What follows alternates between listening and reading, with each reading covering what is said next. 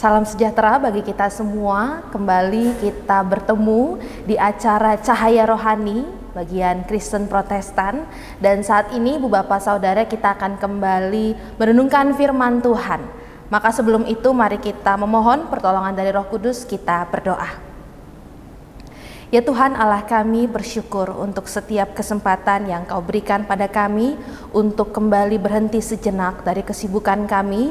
Kami rindu untuk kembali merenungkan firman Tuhan, dan kiranya Tuhan Engkau yang hadir bersama dengan kami, menolong dan membimbing kami pada saat ini sehingga kami dapat secara fokus mendengarkan juga memahami apa yang menjadi kerinduan-Mu untuk dapat terjadi dalam kehidupan kami. Roh Kudus, kiranya Engkau hadir menolong kami. Kami serahkan waktu permenungan kami pada saat ini agar kiranya dapat terjadi dalam tuntunan tangan Tuhan Yesus Kristus. Dalam nama-Mu ya Tuhan kami berdoa. Amin. Bacaan Alkitab yang akan mendasari permenungan kita pada saat ini diambil dari Yohanes 2 ayat 13 sampai 22. Saya akan bacakan untuk kita semua dari Alkitab TB2 dari Yohanes 2 ayat 13 sampai 22. Ketika hari raya Paskah, orang Yahudi sudah dekat, Yesus berangkat ke Yerusalem. Di halaman bait Allah didapatinya pedagang-pedagang lembu, domba dan merpati dan penukar-penukar uang yang duduk di situ. Ia membuat cambuk dari tali lalu mengusir mereka semua dari bait Allah dengan semua domba dan lembu mereka. Uang penukar-penukar dihamburkannya ke tanah dan meja-meja mereka dibalikkannya. Kepada pedagang-pedagang merpati ia berkata, "Ambil semua ini dari sini. Jangan kamu membuat rumah Bapakku menjadi tempat berjualan." Lalu teringatlah murid-muridnya bahwa ada tertulis, "Cinta untuk rumahmu akan menghanguskan aku." Para pemuka Yahudi menantang Yesus, katanya, "Tanda apakah yang dapat engkau tunjukkan kepada kami bahwa engkau berhak bertindak demikian?" Jawab Yesus kepada mereka, "Runtuhkan bait suci ini dan dalam 3 hari aku akan membangunnya." Lalu kata para pemuka Yahudi itu kepadanya, 46 tahun orang mendirikan bait suci ini dan engkau dapat membangunnya dalam 3 hari? Namun yang dimaksudkannya dengan bait suci ialah tubuhnya sendiri. Karena itu sesudah ia bangkit dari antara orang mati, murid-muridnya teringat bahwa hal itu telah dikatakannya dan mereka pun percaya kepada kitab suci dan kepada perkataan yang telah diucapkan Yesus. Demikianlah pembacaan Alkitab kita, terpujilah Tuhan. Ibu bapak saudara sekalian, kita semua masing-masing tentu punya aturan yang dilakukan di rumah kita masing-masing. Baik yang tertulis ataupun yang tidak tertulis, tiap rumah, tiap keluarga punya aturan cara mainnya masing-masing. Saya dulu waktu masih sekolah, SD, SMP begitu ya. Karena orang tua saya adalah guru, jadi kehidupan kami bisa dikatakan cukup disiplin.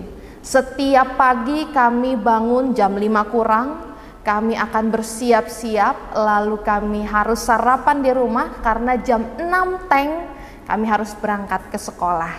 Kalau terlambat, saya dan adik saya akan dimarahi. Ada banyak aturan yang tidak tertulis yang dilakukan oleh anggota keluarga kami, namun itu semua diciptakan dan akhirnya membentuk karakter dan cara hidup bagi saya dan adik saya. Pola hidup yang demikian membuat saya dan adik saya menjadi orang-orang yang dapat dikategorikan cukup disiplin, cukup teratur. Kami akan resah kalau memang ada suatu kejadian itu tidak terjadi dengan jadwal yang kami buat. Nah, mungkin ada keluarga atau orang lain yang memiliki cara hidup berbeda. Di kehidupannya, dalam rumahnya mungkin mereka ada yang cara hidupnya lebih simple, lebih fleksibel. Ya, kalau terlambat 15-30 menit tidak masalah, yang penting tujuan tetap tercapai. Dan cara hidup yang demikian mungkin akhirnya membuat orang tersebut menjadi pribadi yang lebih fleksibel, lebih bisa mengalir dibandingkan dengan saya dan adik saya. Karena saat ini kita tidak sedang berbicara benar atau salah, namun saya mau mengajak kita menyadari bahwa pada akhirnya setiap rumah, setiap tempat itu akan memengaruhi kehidupan seseorang. Dan begitu pun sebaliknya. Cara hidup seseorang, pola perilaku seseorang itu akan mencerminkan identitasnya tentang siapa dia dan dari mana dia berasal. Mungkin kita juga sebagai orang Indonesia di negara ini, sebagai negara hukum, kita punya peraturan. Kita punya aturan-aturan yang akhirnya membentuk kehidupan kita. Kalau misalnya kita bertemu dengan orang-orang dari luar negeri, mereka mengenal orang Indonesia itu sebagai orang-orang yang ramah, yang penuh senyum. Kita menyadari bahwa ada aturan-aturan yang tertulis ataupun yang tidak tertulis, kebudayaan-kebudayaan yang membentuk kita menjadi orang-orang yang ramah. Maka sekali lagi, pola hidup kita mencerminkan tentang identitas kita, siapa kita dan di mana kita. Ini yang akan menjadi bahan permenungan kita yang akan kita lanjutkan setelah yang satu ini.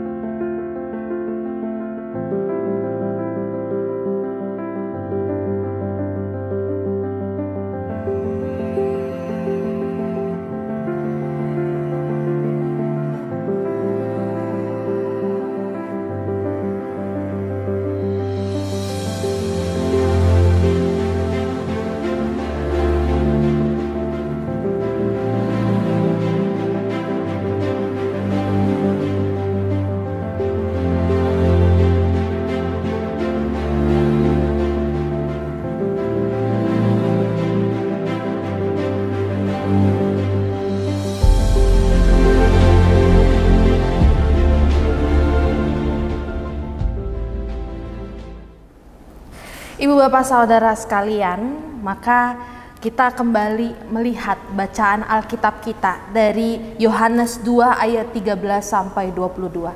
Ini adalah satu peristiwa yang tidak lagi asing bagi kita, bahwa pada saat itu Yesus begitu murka saat ia mengunjungi bait Allah di Yerusalem. Ibu bapak saudara sekalian, pada saat itu mendekati hari Paskah, semua orang kemudian berbondong-bondong pergi ke bait Allah untuk memberikan korban bakaran dan membayar pajak tahunan.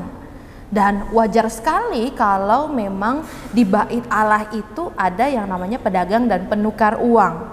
Karena bayangkan kalau kita tinggal di Galilea harus berjalan ke Yerusalem, kita harus menempuh waktu berhari-hari untuk perjalanan. Dulu belum ada Grab, Gojek dan seterusnya. Maka ada perjalanan panjang yang perlu dilalui tiap orang yang mau pergi ke bait Allah di Yerusalem. Maka kita bisa membayangkan betapa sulitnya bagi suatu keluarga atau seseorang itu harus membawa korban bakaran dari rumahnya. Nah, karena bisa saja nanti di perjalanan hewan itu sakit, yang dibawa kemudian mendapatkan cacat, maka binatang itu tidak lagi bisa dipakai untuk menjadi korban bakaran. Nah, sehingga ada banyak pedagang hewan dan juga penukar uang di sekitar bait Allah itu untuk memudahkan orang-orang yang datang untuk memberikan korban bakaran dengan keadaan yang baik. Begitu juga pajak tahunan, karena ada mata uang khusus yang harus digunakan oleh orang-orang sehingga mereka harus menukarnya di sekitar bait Allah. Jadi ibu bapak saudara, keberadaan pedagang dan penukar uang di sekitar bait Allah pada saat itu adalah hal yang sangat wajar dan justru diperlukan. Nah, justru heran sekali kenapa Yesus begitu marah.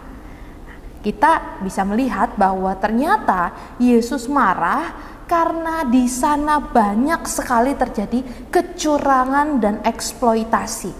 Yang tadinya bait Allah itu seharusnya menjadi tempat untuk menyucikan diri, menjumpai Allah, harusnya bait Allah menjadi tempat untuk melakukan hal-hal yang kudus, yang terarah kepada Allah. Tapi akhirnya orang-orang malah menjadi fokusnya beralih untuk mencari keuntungan pribadi. Proses jual beli, penukaran uang, ini menjadi tindakan-tindakan yang tidak lagi berfokus pada kegiatan spiritual, tapi justru menjadi ajang mencari kekayaan.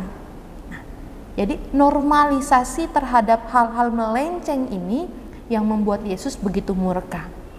Banyak orang berpikir pada saat itu, ya ini kan untuk kelangsungan bait Allah, ini kan untuk persembahan terbaik. Tapi ada banyak hal-hal bobrok yang terjadi di sekitar bait Allah, di dalam bait Allah. Maka Yesus tidak senang saat kecurangan hal-hal yang semacam ini terus dilanggengkan, seakan-akan untuk kebaikan bait Allah, padahal untuk keuntungan diri sendiri. Bait Allah yang tadinya menjadi tempat penyucian, kini justru menjadi sarang kelaliman.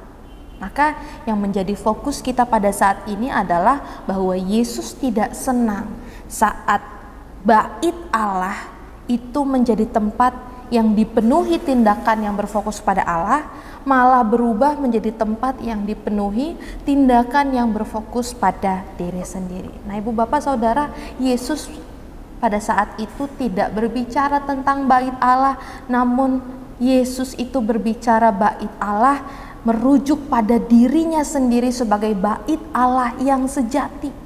Jadi dari sini kita melihat bahwa bait Allah itu sebenarnya bukan secara fisik gedung pada saat itu, tapi bait Allah di sini merujuk pada Yesus Kristus yang di dalamnya setiap ciptaan beroleh kehidupan.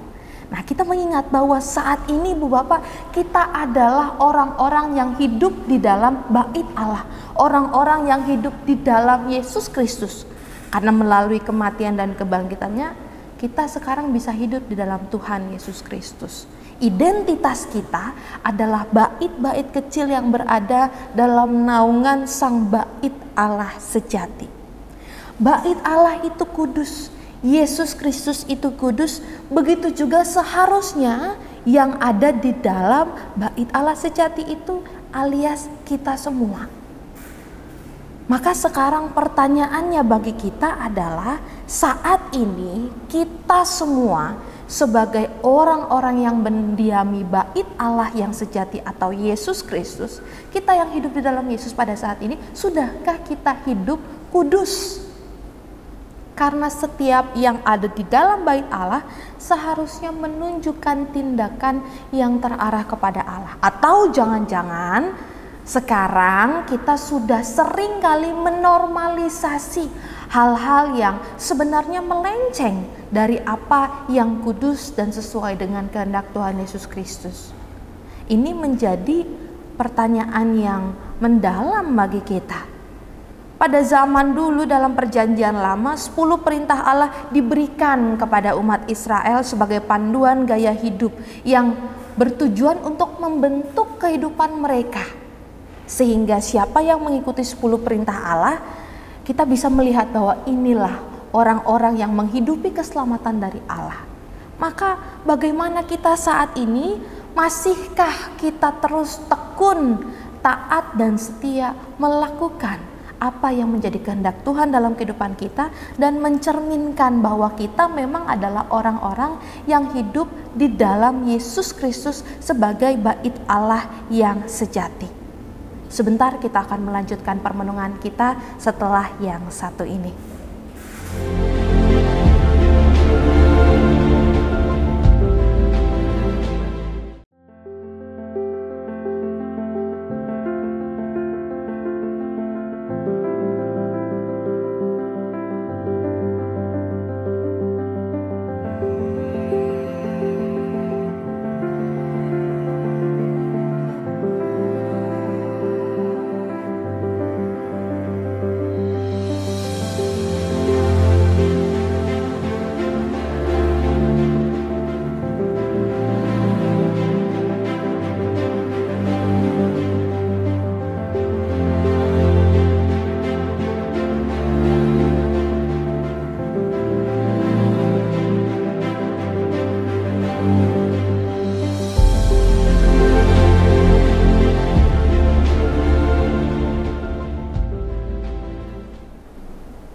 Ibu bapak saudara sekalian, kita menyadari bahwa semakin hari kebenaran dan kekudusan menjadi hal-hal yang semakin langka untuk ditemukan. Maka permenungan kita hari ini kembali mengajak kita untuk mengevaluasi kehidupan kita di zaman saat ini. Banyak orang akhirnya lebih senang untuk memakai cara hidup yang cepat, yang singkat, yang lebih membawa keuntungan. Zaman sekarang kalau nggak mikirin keuntungan, yang bener aja, rugi dong. Ya. Maka mari kita lihat, apakah kita sudah semakin tergerus dan ikut arus duniawi yang akhirnya menormalisasi hal-hal yang melenceng, yang menawarkan kekayaan yang sungguh menggiurkan, tapi sebenarnya semua itu tidak lagi berfokus kepada Tuhan Allah kita. Gak apa-apa lah bohong sedikit kan demi kebaikan. Gak apa-apa curang sedikit kan gak ketahuan kan demi kebaikan. Gak apa-apa melukai daripada kita yang dilukai. Apakah kita masih melakukan cara hidup yang semacam ini? Solomon Asch pada tahun 1955, seorang psikolog ternama, dia mengatakan bahwa memang manusia itu lebih rela untuk berbuat salah, yang penting tetap punya teman dan sama dengan yang lain, ketimbang berbuat benar tapi harus berbeda dan melawan arus. Kita punya kecenderungan untuk melakukan hal yang demikian, ibu bapak. Maka untuk menjadi sosok yang teguh dengan prinsip iman kita di tengah gempuran ketidakbenaran di sekeliling kita, itu memang adalah hal yang sulit. Kita menyadari memang tidak mudah terus menjadi orang yang benar, orang yang kudus di saat kita berdiri di antara orang-orang yang menormalisasi pelanggaran. Tidak mudah untuk menjadi orang-orang yang tetap berkata benar, bertindak kudus saat orang sekitar kita sudah menormalisasi setiap kecurangan, setiap hal-hal yang berorientasi pada diri sendiri dan bukan lagi terarah kepada Allah. Tapi kita sadar ibu bapak bahwa tugas kita, identitas kita sebagai orang-orang yang hidup di dalam Yesus Kristus ini bukanlah menjadi beban, tapi justru menjadi suatu kekuatan sejati yang membuat kita bisa terus optimis untuk menjalani panggilan kita, menyatakan kebenaran dan juga kekudusan. Pertanyaannya bagi kita, apakah saat orang lain, anak-anak kita, teman kerja kita, keluarga kita, orang tua kita, saat mereka melihat kehidupan kita, masihkah mereka melihat Yesus melalui kehidupan kita? Atau jangan-jangan ada perubahan cara pandang yang lain saat mereka melihat kehidupan kita? Bagaimana mereka mau mengenal Yesus, mau melihat Yesus, kalau cara hidup kita masih terus berorientasi pada diri sendiri? Kalau kita melakukan kecurangan, melakukan kekerasan, tidak mau bersuara terhadap mereka yang terus menindas, kalau kita mengabaikan mereka yang terpinggirkan, dari mana mereka mau melihat dan mengenal Yesus? Jangan-jangan mereka justru tidak mau lagi untuk mengenal Yesus karena mereka melihat kelaliman dari kehidupan kita. Nah, ibu bapak saudara, lewat permenungan firman Tuhan pada saat ini, kita kembali diingatkan identitas kita sebagai orang-orang yang hidup di dalam Yesus Kristus, di dalam bait Allah sejati. Kita dipanggil untuk menyatakan kebenaran dan kekudusan. Siapapun kita, dimanapun kita, itu bukan menjadi penghalang bagi kita untuk dapat terus teguh dalam prinsip iman kita. Anak-anak, remaja, orang dewasa, bahkan lansia pun, kita semua diberikan kesempatan untuk menyatakan kebenaran dan kekudusan lewat hal-hal yang kecil. Di sekolah, di pekerjaan, di rumah, bahkan di tengah masyarakat, bahkan dalam dunia sosial media pun kita sebenarnya punya ruang-ruang untuk menyuarakan kebenaran, keadilan dan kekudusan. Pertanyaannya, apakah kita mau untuk melakukannya, dan beranikah kita menerima resiko yang mungkin akan merugikan diri kita sendiri. Namun kita menyadari Bu Bapak bahwa saat kita terus hidup di dalam bait Allah sejati, maka kematian kekal itu tidak akan menjadi hal yang terjadi dalam kehidupan kita. Bahwa kita tahu kehidupan kekal itu akan terus kita rasakan selama kita terus hidup di dalam naungan Sang Bait Allah sejati.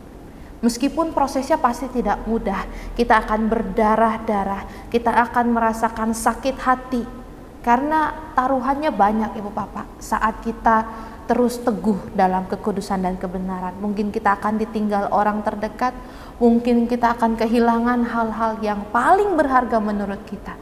Mungkin kita akan kehilangan jabatan yang sebenarnya itu menjadi mimpi kita selama ini. Tapi maukah kita tetap hidup dalam bait Allah sejati? Saat ini mari kita berdoa dan memohon pertolongan dari Tuhan. Kita berdoa. Ya Tuhan Allah kami, terima kasih untuk waktu dan kesempatan yang Kau berikan bagi kami untuk kembali melihat firman Tuhan. Kami kembali diingatkan tentang panggilan kami untuk terus bertahan dalam kebenaran dan kekudusan. Kami menyadari bahwa Tuhan, ini bukanlah hal yang mudah. Ada banyak sekali taruhan yang harus kami hadapi saat kami bertahan untuk melakukan kehidupan yang benar dan kudus di hadapan Allah. Tapi kami percaya Tuhan bahwa kami akan selalu mendapatkan kekuatan, kami tak pernah sendiri, bahwa Tuhan Yesus Kristus akan selalu memegang tangan kami dan menolong kami untuk terus bersuara, menyuarakan keadilan, kebenaran, dan kekudusan. Maka Tuhan Yesus, kami menyerahkan kehidupan kami agar kiranya kami dapat terus dipakai oleh Tuhan, menyuarakan kerajaan Allah kepada setiap orang yang kami temui. Kami serahkan ya Tuhan kehidupan kami masing-masing, juga kami sebagai satu kesatuan ke dalam tangan Tuhan Yesus Kristus. Dalam nama-Mu kami berdoa, amin. Demikian permohonan kita Ibu Bapak Saudara sekalian, kiranya kita dapat kembali bertemu dalam acara Cahaya Rohani berikutnya. Tuhan Yesus memberkati.